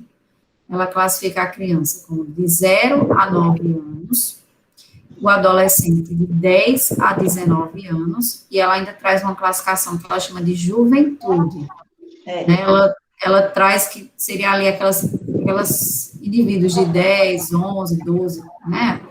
Ele seria adolescente mesmo, e existem os jovens, que seriam de 15 até 24 anos. Mas eu acredito, professora, que isso aí, eu acho que, eu não sei, a Organização Mundial de Saúde, eu não vou por aí, porque eu não entendo muito. Mas eu acredito que nessa classificação aí da OMS, deve ser para a questão de desenvolvimento corporal, não a questão de, a menina, no caso, engravidar, né? Porque o corpo, ele não tem que estar todo preparado, todo estruturado, não é isso? Isso. Ou não? Acho que não é só em relação a isso, não. Eu acho que são classificações diferentes. Não tem, a questão da saúde, a questão da mentalidade de uma criança de 0 a 9 anos é um, de 10 a 19 é outro. É por isso que eu as estou dizendo... necessidades, o nível de dependência é diferente, né? O que está aprendendo, as complexidades, né, são diferentes. 0 a 9 anos é uma fase que ela está montando a personalidade dela, né? Se uma criança morde a outra, tipo, não é que aquela criança é um monstro. Ela ainda está amadurecendo muito, ela ainda tem muito a amadurecer, né? Ela não tem ainda o controle, nem o desenvolvimento ainda cerebral por completo. Então, ela não tem ainda toda a noção do ato dela, do senso comum, do que é correto, do que é incorreto. Então, aí o adolescente já vão ser outras complexidades. E eu até concordo quando a OMS traz a juventude, porque realmente uma pessoa de 20 anos, ele não é mais um adolescente. Mas realmente, e assim, você já elencar que ele é um adulto, porque já um adulto é um pouquinho diferente, né? Mas sim, é uma forma deles se classificarem. Eu gosto da forma de classificar o jovem. Professora, nos serviços, geralmente, é usada qual classificação? Pronto, depende. Depende se for a nível de direitos, deveres, de Estado, de tudo que a ALA trabalha, vai ser o ECA. Aí também para a puericultura, também vai ser o ECA. Até 18 anos, 11 meses, 29 dias. Que entraria também aqui, né? Até 19 anos do adolescente. Mas não é uma coisa enfatizada, sabe? Eu acho que para idoso é uma coisa mais certinha, né? A questão dos 60 anos ou 65 anos. Isso vai diferenciar até a legislação, do que ele vai ter direito a transporte público gratuito ou não. Né? Mas para criança e adolescente não chega nesse nível, não. Em geral, como os dois abarcam, criança e adolescente, abarcam até 18 anos, acaba que para a legislação, para direitos, deveres, responsabilidade civil, né? Como ela está conversando sobre o adolescente infrator, tudo vai entrar aqui. Mas os dois eu acho que acaba englobando, vocês concordam comigo? Porque aqui Aqui vai ser diferente só de meses, né? Porque aqui está ainda estendendo até os 19 anos. Mas esse também é, Mas o que ideal, professora, é que, desculpa ter interrompido, pode dizer isso. é que a classificação da OMS, né, ela é voltada, penso eu, mais para essa questão do desenvolvimento que a gente falou, que a senhora abordou mais anteriormente, e aí, eu acredito que seria a classificação que deveria prevalecer, até mesmo porque no campo do legislativo, atualmente, existe uma predisposição dos legisladores em querer reduzir a maioridade penal, Isso. né, dos 18 para os 16 anos, quando a gente percebe que o indivíduo nessa fase ele ainda não está efetivamente completo, né, em sua formação. A Isso. OMS diz isso quando o adolescente vai até os 19 anos, quando a juventude é entre 15 e 24 anos, ou seja, não existe aquela maturidade que se deseja para que o indivíduo saiba se colocar na sociedade, né? Então, penso que a redução da maioridade penal não seja adequada para a nossa realidade e entendo que a classificação trazida pelo OMS deveria prevalecer em detrimento dessa outra, sobretudo nos aspectos do atendimento, a prestação de saúde, enfim, nesse campo aí, principalmente. Se a gente for parar para pensar, os gráficos da OMS, realmente de crescimento, são por essa classificação. Eles vão elencar de 0 a 2 anos, de 5 a 9 anos, realmente. Para os gráficos que a gente vai ver, realmente ele segue essa classificação. Se eu não me engano, mas é isso mesmo. Eu acho que são aspectos um pouquinho diferentes, né? O ECA está muito relacionado mesmo aos direitos e deveres, a questão de muito legislação, né? E a OMS, ela faz essa classificação até para ela classificar mesmo as curvas. Concordo com vocês. Perfeita a colocação de Professora, mas aqui, por exemplo, no HU, o atendimento pediátrico é até 18, né? Que eu quando eu fui atendida, eu era atendida pela pediatra até só 18, depois eu passei para de adulto. Mas esse é o correto. No caso, não é segundo a OMS, é segundo o ECA, nos hospitais por aqui. Agora, até 18 e meses, ele atendia ou não? Você fez 18, parou. Quando eu completei 18, antes de eu completar, aí quando ela foi marcar o meu retorno, ela já marcou pro dia adulto. Tá, até os 17 anos, 11 meses, né? Se for nessa ideia, então foi pelo ECA. Quando uma criança, um jovem, adolescente, né, tem algum problema de saúde, que a gente chega no CRAS, aí diz assim, eu tenho um irmão de uma criança que eu atendo e está precisando de um atendimento médico. A primeira coisa que a assistente social do CRAS pergunta é qual a idade? Já tem 19, mais de 18, eu disse, tem 18 e 2 dias. Aí diz, o Arlinda não atende mais, o Hospital do Valentina não atende mais. Tem que ser encaminhado para um outro hospital, para uma UPA, ou para um Santa Isabel, um Edson Ramalho. Passou dos 18, se tiver 18 anos e um dia, ele é atendido em outro hospital. A questão do ECA, sabe? Quando é uma cirurgia, se tiver 17 anos e 11 meses e 28 dias, ainda é. Ainda entendeu? Aí é no Arlinda ou no Hospital do Valentina. Os referenciais em infantil, né? O referencial infantil. Eles consideram até os 17 anos, 11 meses e 29 dias, né? Professora, mas nesse caso, tipo, por exemplo, a ela como mãe, vou citar tu, tá? Ela como exemplo. Aí o filho dela, vamos supor que tem... 19 anos. Não, vamos supor que tem 18 anos e 10 meses. Aí ela chega no Arlinda Marques e tal, aí eles não querem atender porque vai até os 18 anos, mas aí não tem uma lei, não, pela Organização Mundial da Saúde, que a pessoa pode entrar com um processo como uma missão de socorro, alguma coisa assim, não? Não. Porque, tipo, se o ECA diz uma coisa, se a Organização Mundial da Saúde diz outra, aí como é que fica a população? Sofrendo. Mas é porque, assim, a É que Organização as normas. da Saúde, ela elencou, e eu concordei, então, com o Sullivan e com o Luiz, na ideia de que ela elenca mais para as curvas, para o crescimento, Isso, isso. para verificar peso, se está com obesidade, se está com sobrepeso, se está eutrófico, mas aí o Brasil, ele elenca o que é que ele considera na legislação, ele tem pleno direito de considerar a parte de legislação, então acaba que o ECA, ele é mais uma parte mais de legislação, do É que porque, Então segue o professora, ECA, né? Na segue maioria o segue o ECA, ECA. é Porque, porque tipo esses. assim,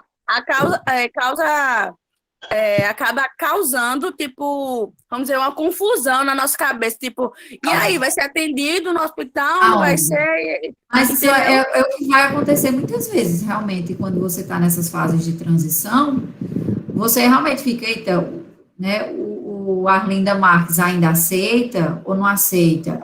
É a tal idade. Aí ou você vai, leva o adolescente, aí não, ele já tem tal idade, então ele é em outro hospital. Acontece muito isso. Acho E que a gente vê isso no HU. No HU, vou dar um exemplo. A puericultura, não só no HU, mas eu vou dar o HU porque é o que a gente estuda lá, né? O HU, a puericultura é até 2 anos.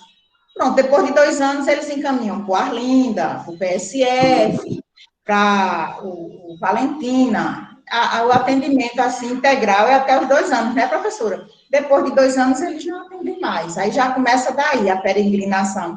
Aí vai-se para outro, quando está com 10 anos, até 18 anos, Rubi. É 11, não, até 17 anos, 11 meses e 13 e 29 dias. 29 dias. Ele Aí a fica assim. gente, ele O fica ideal seria nas unidades na unidade de saúde da família próximo, né, dessa criança e adolescente. mas o Professora, Esse é o básico não tem o básico. ideal. É porque não tem condições do HU ele atender toda a população, Isso. né, anos. Então, ele prioriza esse período, que é um período mais crítico, é um período que você tem que ficar observando realmente se a criança está dentro da curva de crescimento, se ela está dentro dos marcos, se ela já alcançou os marcos de desenvolvimento para aquela faixa etária dela ou não. E aí é um período mais crítico, de fato. Que E aí, não, acho que eles acabam priorizando essa faixa etária. que para nós da assistência social e da pedagogia, né, alguns, deveria ser até 3 anos, porque é o que a gente chama de primeiríssima e primeira infância, né? Que é trabalhar justamente esse lado aí do desenvolvimento mental, físico da criança. Então, a gente queria muito que os hospitais universitários passassem a atender até os 3 anos, né? Porque é o período que a gente chama de primeiríssima e primeira infância. E realmente, uma criança com 2 anos e um mês, ela ainda precisa. É fato. Precisa. Realmente, o professora, ideal seria mesmo, até uns 3 aninhos. Pode falar. só para esclarecer em relação à OMS, a OMS ela não tem um poder de estabelecer leis para os países. Ela Isso. faz recomendações ou estabelece classificações. Cabe a cada país aceitar essas classificações e recomendações no seu território nacional. No que concerne à lei, prevalece, obviamente, a classificação estabelecida pelo ECA, como a senhora colocou. Tá certo? Ela tem efeitos apenas de recomendações, de orientações, classificações, que podem ser incorporadas ou não. É isso. Perfeito, sim. Muito obrigada. Professora, assim, para mim esse assunto está sendo bem importante mesmo, porque agora que eu lembrei de um episódio lá no Hospital do Valentina, que chegou um adolescente, né, em estado assim, meio crítico, e eles lá no Hospital do Valentina não quiseram atender eles, mandaram o rapaz ir para um hospital de adultos já, assim, maior. Peraí, que mamãe pega, peraí. Maior, assim, já de adulto, porque o menino tinha já 18 anos. E o que eu fico mais assim, professora, é porque as crianças lá do Hospital do Valentina, quando fica no mesmo quarto de um adolescente maiorzinho, as crianças perguntam, gente, ele já é grande, por que ele está aqui no mesmo quarto? E a gente tem que explicar à criança, né? Que é porque ele ainda é de menor, ainda não atingiu. Então, esse conteúdo aí que estão explicando aí, vocês estão falando, para mim está sendo excelente. Da mesma forma que quando esse adolescente está lá na clínica médica de adulto, a gente acha um pouco estranho, né? Ele lá, perto de outros adultos e idosos, mas é porque tem que se alencar, né, gente? Uma faixa etária. O meu filho, professor, ele com 15 anos e 6 meses, ele é muito, assim, a estatura dele é alta, ele tem 1,87 m, ele acabou de fazer 19 anos, mas com 15 anos também ele era um menino muito alto, ele só tinha altura, mas não tinha desenvolvimento, né? Só crescia para cima, não para os lados. Aí ele precisou fazer uma cirurgia de apêndice. Ele bem grande, a cama do hospital quase ficava pequena para ele, sabe? Ele tinha que se esticar e às vezes se encolher. Aí, quando o médico chegava, principalmente os meninos novatos, os estagiários, ele olhava assim: qual a idade dele, mãe? Aí eu dizia 15 anos e 6 meses. Nossa, mãe, ele é um meninão. Por isso que é o que a Ana Ruth está dizendo aí, que os meninos são grandes. É porque tem menino mesmo grande. Verdade. E aí existem, né, a Ala já tinha começado a falar, existem os estágios, né, de crescimento e desenvolvimento. Que o período pré-natal, ele se estabelece desde a concepção ao nascimento daquela criança. Nós chamamos os lactentes, né, a lactência é do nascimento até os 12 meses. Tem algumas referências que fazem até 3 anos, certo? Que aí, nessa referência aqui, ele coloca como primeira infância, aí ele bota habla lactência. Habla lactência seria do 1 ano até os 3 anos de idade. Né? Entre até 24, que é 2, né? Até 3 anos. Ele estabelece a habla lactência. Mas vai ter outros livros que vai trazer lactência, do nascimento até 2 anos, tá? Para esse daqui é do nascimento até 1 ano, e aí depois vem a primeira infância, que a Ayala falou, e eu achei muito bacana. A primeiríssima infância, né? Que seria essa habla lactência. Pode falar. É habla lactência ou ablactência? Ablactência. Acho que é ablactência. O B mudo, né? Assim, mudinho. Ablactência. Ablactência, né? Ok, obrigada. Nada. E aí seria de 1 ano até 2 a 3 anos, né? A gente fala em meses. E aí nós iniciamos o pré-escolar. O pré-escolar é de 3 anos a 6 anos. Seria, então, aí, na verdade, 5 anos, 11 meses e 29 dias, né? A segunda infância, de 6 a 11 anos, nós chamamos de escolares. Vai ter outra referência que vai trazer de 6 a 9. Um momento.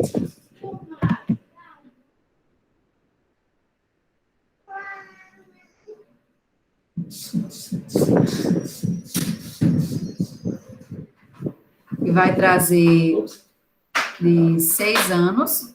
Vai ter outra referência, vai botar os escolares como 6 a 9, tá? Aqui, 6 a 11 anos é o escolar.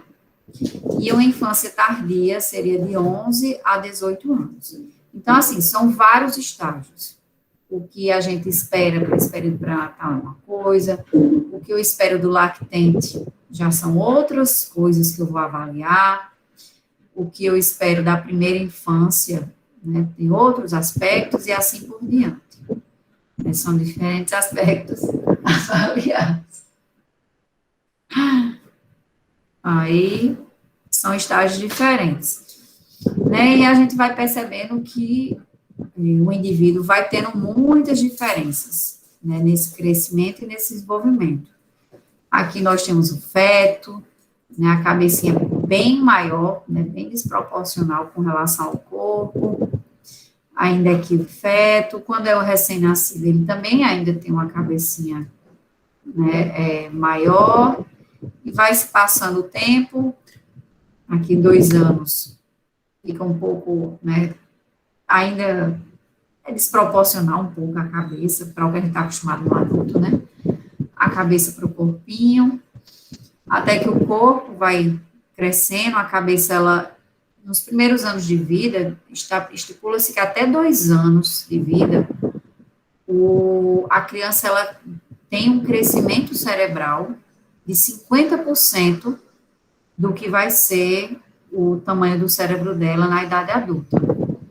Então, vocês imaginam essa janela de oportunidades que a gente tem nesses 2 primeiros anos de vida, de estimular essa criança. Não é à toa que se estabelece, não se recomenda para a criança o uso de telas, né? Telas que eu digo é celular, TV, computador, não se recomenda. Mas, nos primeiros 2 anos de vida é um período ainda mais crítico, né? Que a criança ela necessita de socializar-se, a tela é algo 2D, né? Ela não tem interação com a tela. Ela pode ter alguma interação, mas não é igual a ela conversar com a gente. É o que a gente chama de socioafetividade. Pronto, perfeito. Realmente as telas influenciam muito nisso. A gente não imagina o quanto, mas influencia bastante no desenvolvimento da linguagem dessa criança, né, na fala, na sociabilidade dela, na percepção de mundo dela. Influencia muito. Então, a gente observa que, visualmente, né, existem muitas diferenças e no aspecto também de desenvolvimento, diferenças. Então, aqui seria uma idade, né, do escolar, a idade do adolescente, e aí já aqui um adulto. Então, vão ser estágios de maturação diferentes, vão ser muitos aspectos diferentes. E aí existem vários fatores, muitos, que vão interferir nesse crescimento e desenvolvimento. Né, nesse modelo aqui, o autor, ele divide esses fatores no campo mais próximo, né, no campo da criança mesmo, aspectos da criança, como a idade, né, que ela está, o sexo, né, a gente até costuma dizer que as meninas, nota isso mesmo, que as meninas, elas tendem a desenvolver-se mais rapidamente, né, nos primeiros anos de vida, do que os meninos. Claro que não é uma regra, mas a gente observa muito isso. A genética vai estar influenciando, fatores de saúde, se essa criança está nutrida ou está desnutrida, se está com carências nutricionais, se ela foi imunizada ou não foi, né? E aspectos de desenvolvimento. Então, são fatores inerentes à criança. Alguns são modificáveis e outros são não modificáveis, né? Eu não tenho como modificar a genética daquela criança. Eu poderia modificar lá no período pré-concepcional, de eu formar uma informação genética mais saudável, mas agora não tem como mudar a genética, né? Enfim, o sexo não tem como, né, teoricamente, não tem como mudar, né? Enfim, são fatores inerentes à criança. E aí existiram outros fatores que o autor coloca como ambiente e social imediato. Que aí vem a estrutura familiar, o estilo de educação, atitudes culturais, a presença de irmãos. Não é à toa que a gente nota muito que quando é uma família, o caçula tende a copiar muito mais velho. Então, aí, às vezes, alguns aspectos ele tende a desenvolver mais rápido. Porque ele já tem a influência de outra criança. O nível socioeconômico, né? Se eu vou ter como dar estímulos a essa criança, por exemplo, uma aula de natação, uma aula de música. Isso tudo influencia, né? A mídia, o que é que a mídia está vendendo? A mídia está vendendo chocolate, o que é que a mídia está de valores, né? O que é que ela está vendendo para aquela família? A presença de animais de estimação, né? Tende a ter benefícios para a criança. A moradia, os amigos e parentes, né? Crianças que conseguem ter momentos, mais momentos, né, de desenvolvimento, assim, proximidade com avós, com primos, com tios, isso tende a ser uma fonte, já vou indo embora, uma fonte grande de estímulo. E aí vão ter outros aspectos, né, aqui no tecido social local. Olha só, instalações para brincadeiras. A gente começa a entender o quanto que é importante. Criança, ela aprende brincando. O ato de brincar, para a criança, é um mundo de oportunidades. Realmente, ela precisa brincar. A gente tem que olhar com uma necessidade. É claro que as brincadeiras têm que ser apropriadas para o nível de maturação e interesse daquela criança. Para uma criança que tem 3 meses, por exemplo, sei.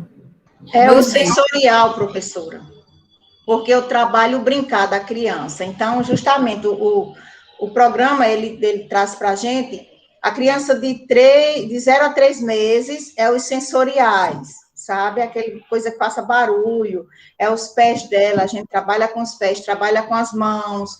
A criança de 3 a 6 meses, a criança de 9 a 6 meses, então traz todo, e a gente aqui tem que desenvolver essa brincadeira para cada faixa etária da criança, entendeu? Aí vai de 12 a 24 meses e de 24 meses a 36 meses.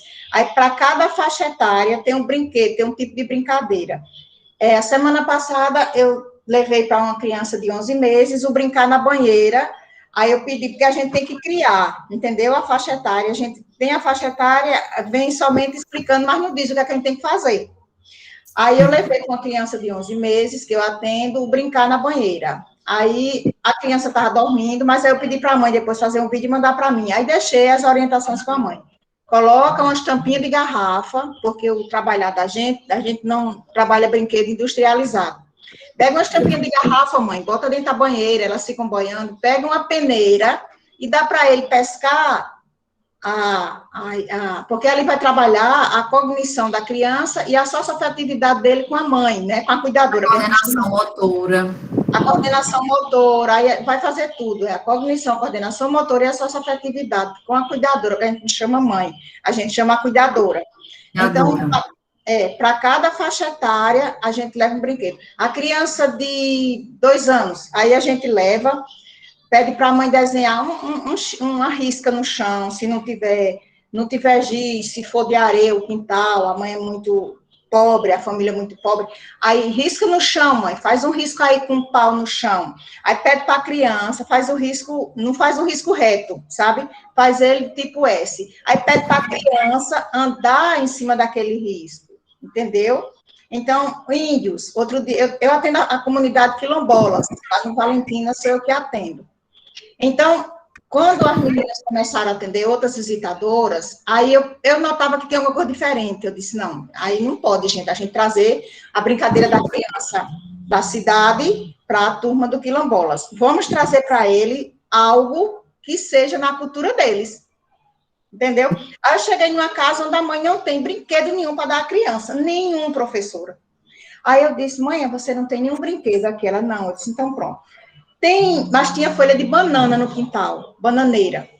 Eu disse, você tem pegador? Ela disse, tenho. Pega ali, mãe. Dá para tu pegar uma folha de banana? Ela pegou uma folha de bananeira, eu disse, corta, mãe. Corta aí com a faca. A mãe cortou. Corta pedaços assim de 30 centímetros. Ela cortou. Eu disse, agora pega os pegadores. Aí deu a criança, o menininho dela tá com 2 anos e 1 mês. Vá, pega o pegadorzinho e enfia nas folhas, entendeu? Pega os pegadores, enfia um atrás do outro, assim, faz uma fileirinha. A coordenação motora fina, né? Não, a gente não trabalha isso aí, porque isso aí é da pedagogia, é Piaget. Mas a gente trabalha o brincar integral. Acaba você também influenciando nesse aspecto. Não é o seu foco, não é da sua profissão. Seria o foco de uma pedagoga, de uma fisioterapeuta, mas você acaba também estimulando. Ayala? Acho que a internet dela caiu, professora. Caiu. Ou então pausou, né? Que para mim estava travada a imagem dela. Assim, não era o objetivo de Ayala, mas o brincar que ela criou ali, você está desenvolvendo múltiplas questões. Algumas questões são próprias da profissão de Ayala, mas outras questões, embora não sejam inerentes à profissão de Ayala, ela está estimulando também. Por isso que o brincar é importantíssimo para a criança. Hoje em dia você tem... É que o brincar com coisas reais é perfeito na fase operacional concreta da criança. Ele precisa ver, né, com as próprias mãos, com os próprios sentidos, sentir isso, para poder fazer correlações, né, com situações mais abstratas. Então, esse brincar, me parece que a Ayala descreve a fase do operacional concreto do desenvolvimento da criança. Que a pedagogia trabalha também de forma muito... trabalha profunda. muito. Isso. Só que a gente...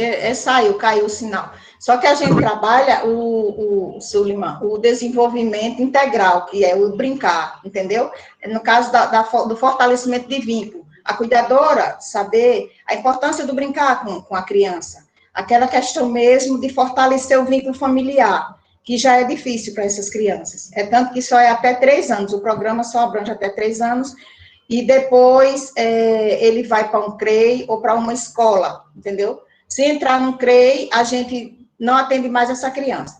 Mas a questão do quilombolas, a mesma coisa é os indígenas, a população ribeirinhas. Eu agora estou na prefeitura e eu fui incumbida de trabalhar a população quilombolas e a população ribeirinhas, as crianças dessas populações.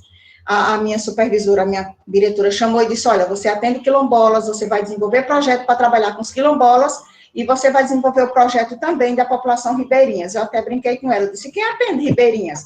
O pessoal de ribeirinhas. Ela disse... Ainda falta muito da aula, Natália, Ainda falta muito da aula. Quem é? É Joyce que tá falando. Professora, que está falando. Falta um pouquinho, Joyce. Não vou, a aula vai ser dividida, vai ser hoje. Porque a aula já está bem extensa. Aí a pessoa cansa em frente ao computador. Só mais um pouquinho, certo? Daqui a pouquinho a gente conclui a primeira parte desse assunto. Pode continuar, Ayala. Aí, quando a senhora fala aqui, que eu achei muito interessante, né, a questão da brincadeira, é muito interessante essa parte para a criança, era só essa mesmo minha colocação. E é importante, né, ter espaços públicos também para essas brincadeiras, praças, escorrego, quadra, enfim, ter espaços importantíssimos. E aí vem também a escola, né, os serviços sociais, aqui a Ayala, a vizinhança, o transporte, a prestação de serviços médicos, né, como é que está o acesso, a poluição e ambiente. E o ambiente nacional e internacional vem cultura, estilo de vida, rede legal nacional, enfim, guerra, né, desastres naturais, essa pandemia que nós estamos passando, né, vocês fizeram os trabalhos, né, em outro momento a gente vai discutir, vai falar sobre os trabalhos, e, enfim, o quanto que isso tem trazido consequências, né, negativas para o crescimento e desenvolvimento das crianças, até para a segurança, criança segura, né, enfim, muitas delas demonstram temor, demonstram depressão, enfim, né, muitos aspectos. Tudo isso, então, é um mundo de aspectos e fatores que interferem nesse crescimento e desenvolvimento. E aí, o nosso processo de trabalho de enfermagem, nesse aspecto de crescimento e desenvolvimento, é pautado com base no caderno da atenção básica. Ele já é um caderno um pouquinho antigo. Essa versão aqui na foto é 2012, embora eu acho que talvez ele já tenha sido lançado desde antes. Não lembro. Mas, assim, é um caderno importantíssimo para a criança. É um caderno que ainda cai muito em concurso, muitos aspectos dele, em que o nome do caderno da atenção básica é Saúde da Criança, Crescimento e Desenvolvimento. Ele é o caderno 33. Tá? Esses cadernos de atenção básica têm números. Então, esse é o caderno 33, em que ele vai estabelecer, na atenção primária, estratégias de captação dessas famílias. Aí ela vai ter uma participação grande nesse aspecto, os agentes comunitários de saúde, né, os ACS também, assim como os enfermeiros e técnicos, né, e os médicos. A organização do trabalho em equipe é importantíssima, né, trabalhar realmente lá na unidade de saúde da família como uma equipe, todos colaborando, em alguns momentos fazendo reuniões coletivas sobre um caso. A avaliação periódica das ações de promoção à saúde e prevenção de doenças no crescimento e desenvolvimento. Então, tudo isso vai estar dentro da atenção primária, tá? E aí, quais são as principais ações de enfermagem? Nós, na enfermagem, nós temos uma grande participação na visita domiciliar. Na nossa próxima aula, a gente vai falar bastante sobre ela. Teremos uma participação grande nessa primeira consulta ao recém-nascido, quando ele chega na casa dele, e aí o ideal é que na primeira semana de vida ele receba a visita da equipe da unidade de saúde da família. Também está nas ações de enfermagem as consultas subsequentes, está o monitoramento do crescimento e do desenvolvimento, e temos uma participação importantíssima na grande maioria das unidades de saúde da família.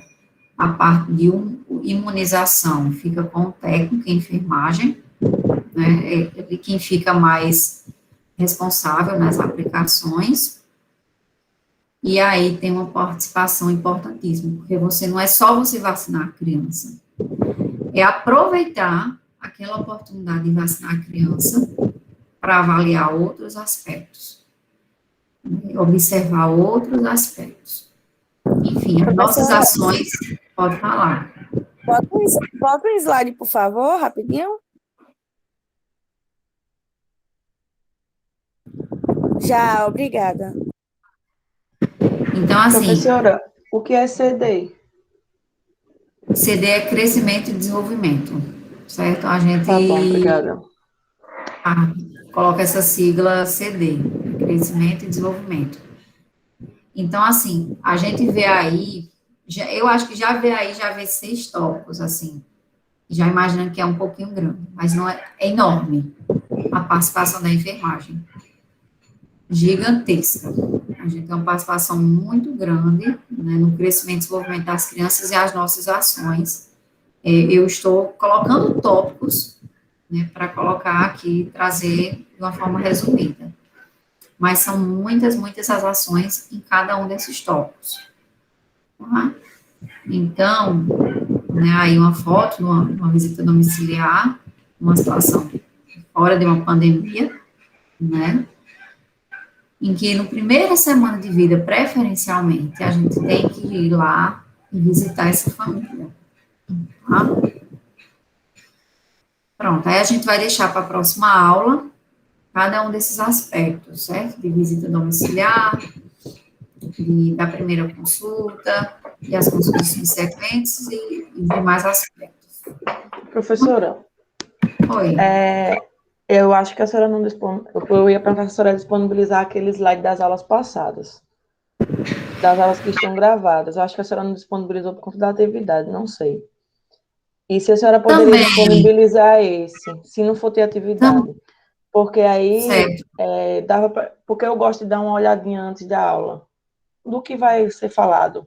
Se a senhora puder, mas se não der, aí não tem problema. Certo. É porque às vezes eu me preocupo muito, porque às vezes o aluno ele fica muito preso somente ao slide, sabe? E eu até dei sugestão de livros lá, um dos livros que tem disponível lá no CIGAR é esse daqui. E as 2 aulas que ele traz de recém-nascido, né, acho que se tornou 3, né, mas os 2 primeiros conteúdos, ele tem bem aqui, sabe? Aí, às vezes, o aluno olha só para o slide e perde de ver tanta coisa legal. A gente, enfim. Mas eu vou avaliando, certo? Eu acho que para aquelas aulas, acho que o livro, ele atende bem. Talvez essa, se eu ver que realmente o caderno da atenção básica fica mais difícil, vocês verem, é um material maior. Aí eu encaminho.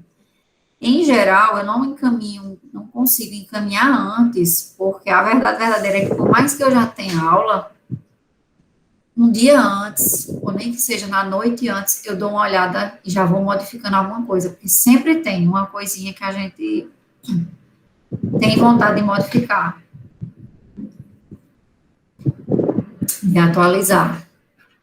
Aí, por isso que às vezes eu não consigo encaminhar, não conseguiria, talvez eu não vou, como é que eu posso dizer? Prometer que quando eu encaminhar seja antes, certo? A senhora consegue mandar só até onde a gente viu? Porque teve umas Sim. coisas que não deu para eu escrever nem tirar foto, assim, para eu... porque às vezes a gente vai prestando atenção, mas depois a gente dá uma revisadinha, e se a senhora puder... Sim, consigo.